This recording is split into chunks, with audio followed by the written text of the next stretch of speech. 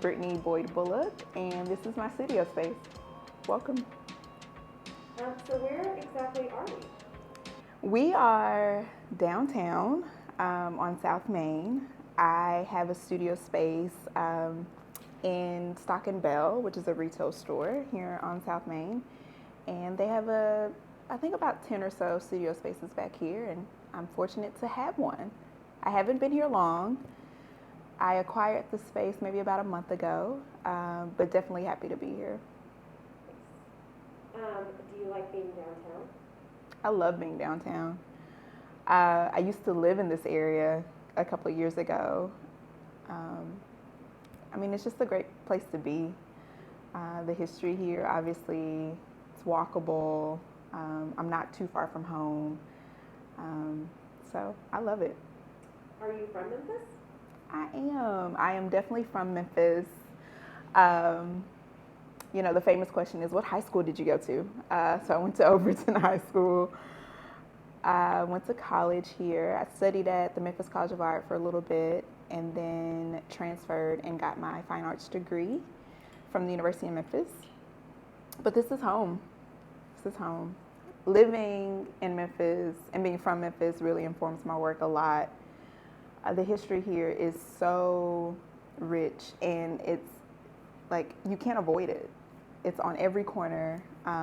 It's woven into everything, and it's super important. And the historical context of this place of Memphis is part daunting, part inspiring.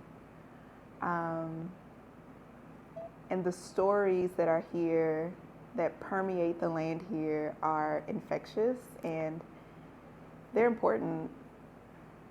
I didn't realize it until maybe 5 years ago how much living in Memphis actually informs my work and the historical and cultural narratives that are here. You know, I think it's very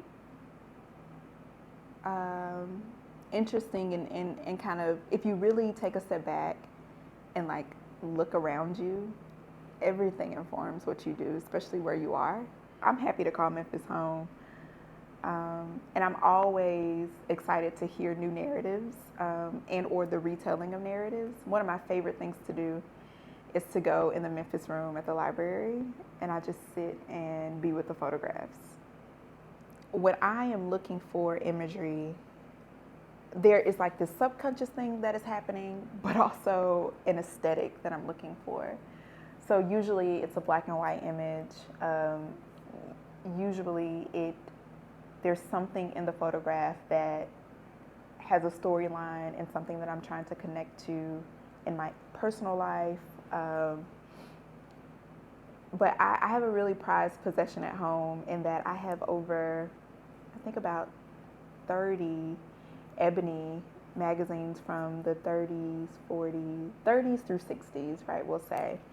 And I always go there.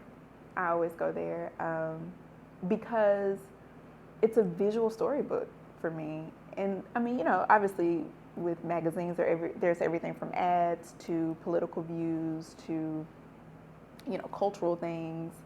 But often when I'm looking at these vintage kind of memorabilia even, they remind me of, I think, my lineage, but also the lineage that I don't know and that I want to seek out, right?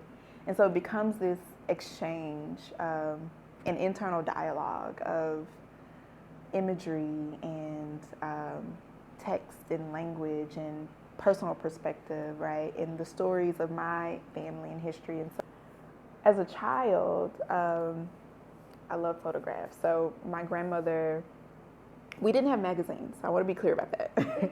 When I was younger, we definitely didn't have magazines. And we really didn't have many books around, but we always had photo albums.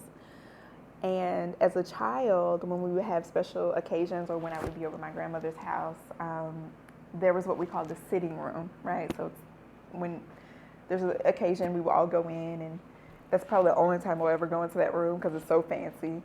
And so during that time, we would sit around and our elders would just tell stories. And I remember that I would be the only young person in that room. Like my cousins would be off outside or playing whatever, but I was like, no, I'm gonna sit here with the elders and like listen to the stories. And there was always a point in time when the photo albums would come out and the stories would begin, right? And you would learn more about your Aunt Ida or, you know, your Uncle Roman, and these are people in my family. And then my grandmother would tell stories about her mother and how she grew up with a blackberry bush and then would make blackberry jam, and then that would turn into fried pies, right? And I love that, absolutely love it. And so that was my thing. I was like, when are we going to the sitting room and opening up these albums? Because I want to tell you the stories. And I feel the same way today. You know, I often call my elders, my aunts, and my grandmother now, who's still with us, she's my paternal grandmother.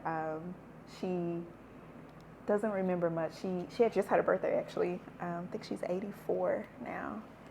And the last story she was able to remember and tell me was about the blackberry bush and how her mother taught her how to bake. So my grandmother was a baker, and so she would often talk about that's how she got my grandfather, right? And so all of these things are super important because I think it helps to really create the narratives that I want to retell, you know, to my son and to our family. And I really think when we lose those stories, we lose a bit of ourselves. And I don't want to lose those. Like I really want to hold space for those things forever. They're important. My maternal grandmother, I don't know as much about, but I'm learning about her. And recently I found out that she, who was like a boss, nothing to be played with, but she could not read or write. And yeah, and when I learned that, I was like, wow, you know, yeah, knowing that I come from a lineage where my ancestors were not afforded the ability to read and write, and what that might mean for me today is important, which is another reason why I, you know, read often.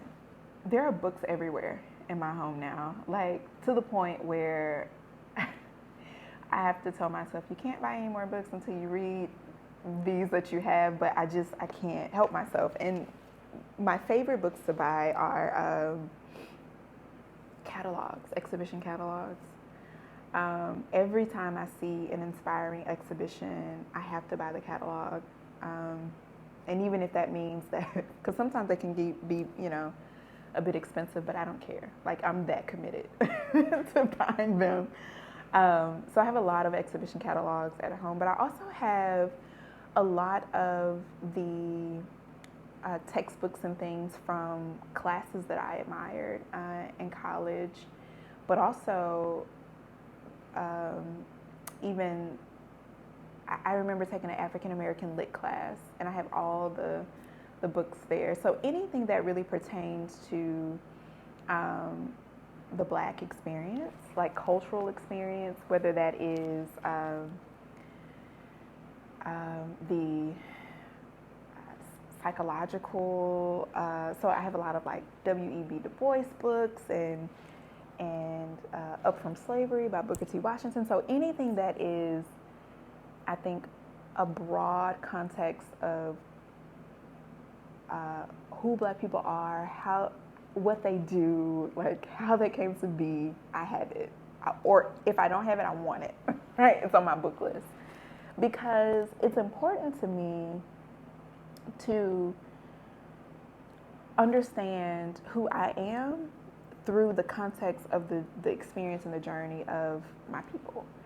And it's also important to me because I realize and recognize that a lot of that was dismissed and omitted from my educational experience. And so I've taken it upon myself to learn what I need to learn.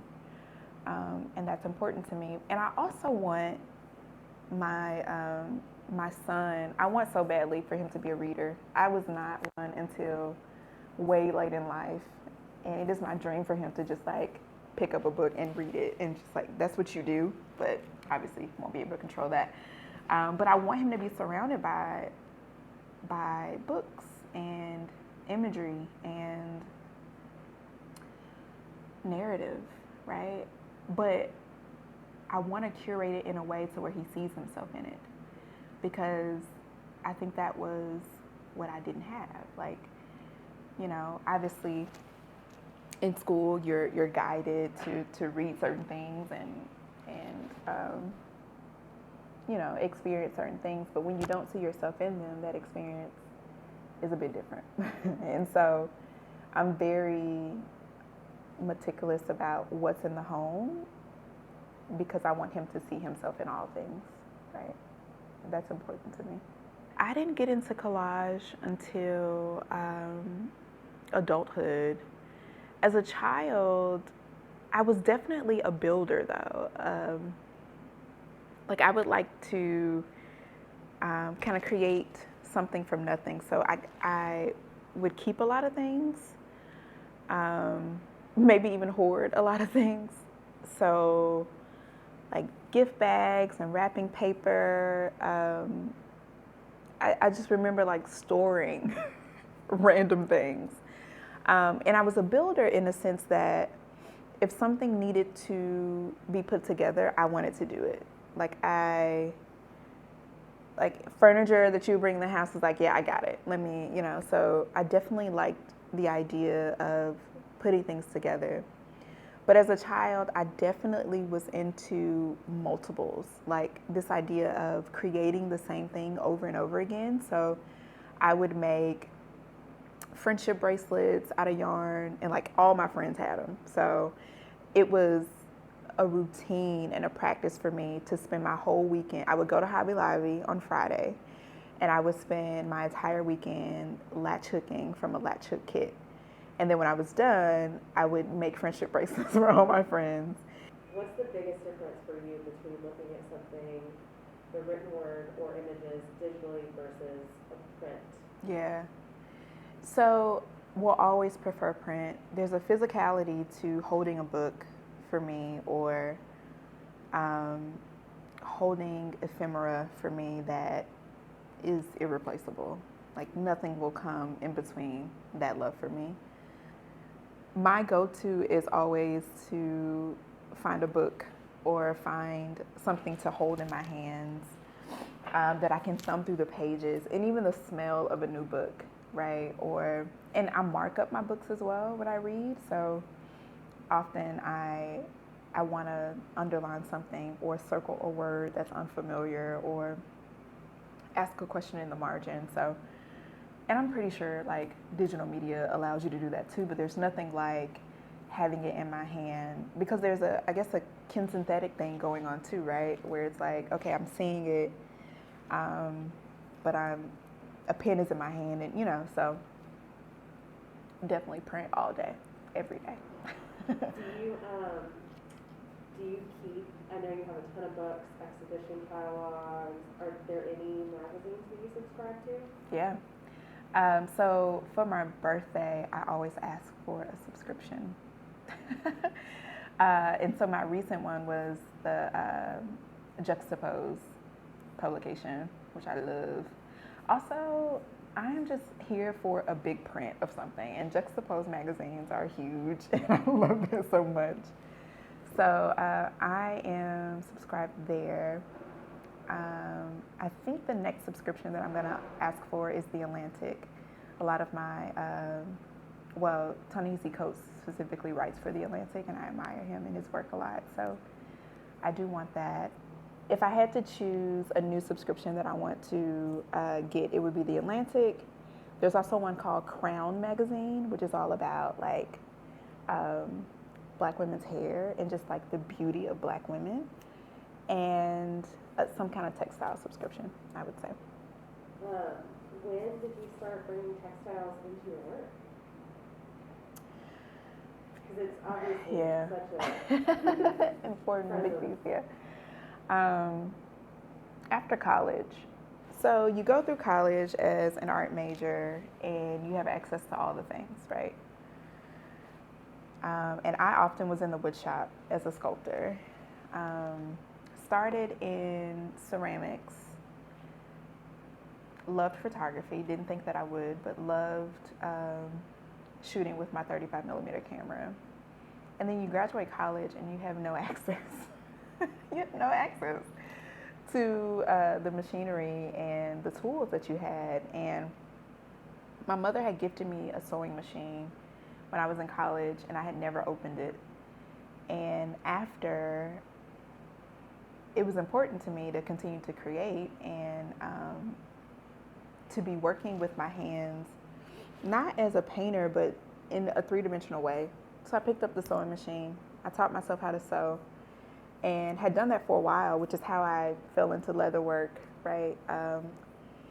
Because using my hands and really kind of working with the sewing machine and working with the needle, and again, this repetitive act brought solace. And there was a point in that way of working where I wanted to kind of go back to the conceptual way of making work, because that was all about the utilitarian way of making, right? Just wanting to make something that was skillfully made. And so there was a point in that where I was like, okay, what do I want to talk about? Like, what conversations do I want to have in the world with my work? And I've always loved illustration, but never considered myself an illustrator. And I had my sewing machine. I was like, well, what if I drew portraits with my sewing machine? Like, is that a thing? And I spent time with that idea. I took my sewing machine to a shop here in town and was like, I want to learn some different ways to use this. And so bought a different type of what they call a foot on your sewing machine and started to freehand embroider. And so that led me to drawing portraits and I fell in love. And, you know, that's how I got into textiles. It was, you know, scarcity. My favorite material right now is parachute cord. It's like called a parachute cord or paracord, and I love it because there's a lot of versatility in color, but when you cut it, it frays in a way that is appealing to me. It's malleable. I can burn it, I can cut it, I can tie it, I can knot it, I can glue it, right? So I would say paracord. Recently, we took a trip to Little Rock, and I really enjoyed that.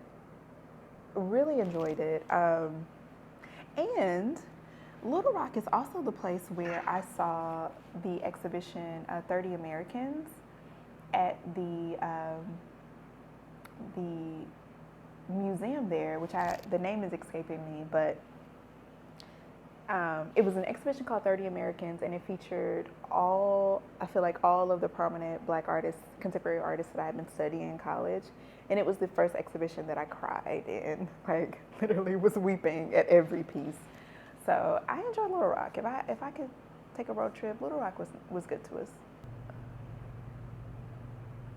I work with young people, right, high school students specifically, and